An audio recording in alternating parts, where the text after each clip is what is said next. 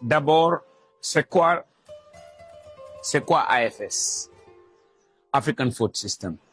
AFS est pour l'agriculture, ce que Davos est pour l'économie.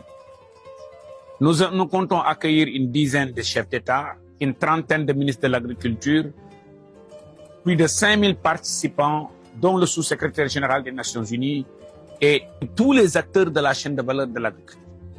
Toute la chaîne de valeur du système alimentaire mondial est invitée à Dakar et c'est la 19e édition et nous comptons accueillir plus de 5000 personnes. Tous les hôtels ont affiché plein. Cela montre aussi que c'est pour redynamiser l'économie du pays. Donc bravo à son Excellence le Président de la République et le Premier ministre pour avoir organisé pour l'organisation de ce sommet international au Sénégal. On s'est lancé le défi et de faire 100% Made in Sénégal. Les stands, les canapés, les fauteuils, les tables de conférence, tout est fait au Sénégal. Et ces 3 derniers mois, nous avons regroupé plus de 500 artisans sénégalais qui ont fait un excellent boulot dans la fabrication de ces équipements dont nous avons besoin.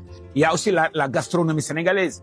Aujourd'hui, notre thieboudian national, notre yassé national s'exporte très bien dans n'importe quelle grande capitale où vous allez.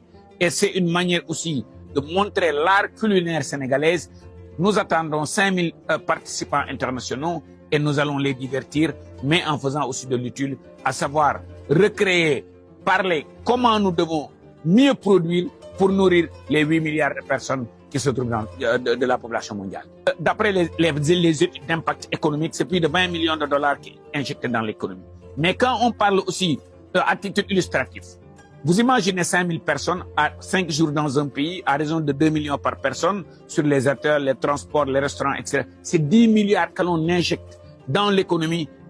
Trouver des investisseurs, trouver des partenaires, trouver aussi discuter avec les autres pays, des pays comme le Brésil, des pays comme la Chine, des pays comme l'Inde, des pays comme la Turquie, des pays comme la Hollande. Ils l'ont fait, ils l'ont réussi, comme disent les Anglais, comparer les leçons. Et aujourd'hui, je viens d'un sommet au Brésil où nous avons vu des choses extraordinaires avec l'Embrapa, nouer des partenariats. Vous allez voir aussi, il y a plein de conventions de partenariat qu'on va signer dans le solaire, dans les nouvelles techniques agricoles, dans les systèmes alimentaires, dans la mécanisation. C'est comment booster tous les maillons dans la chaîne de valeur.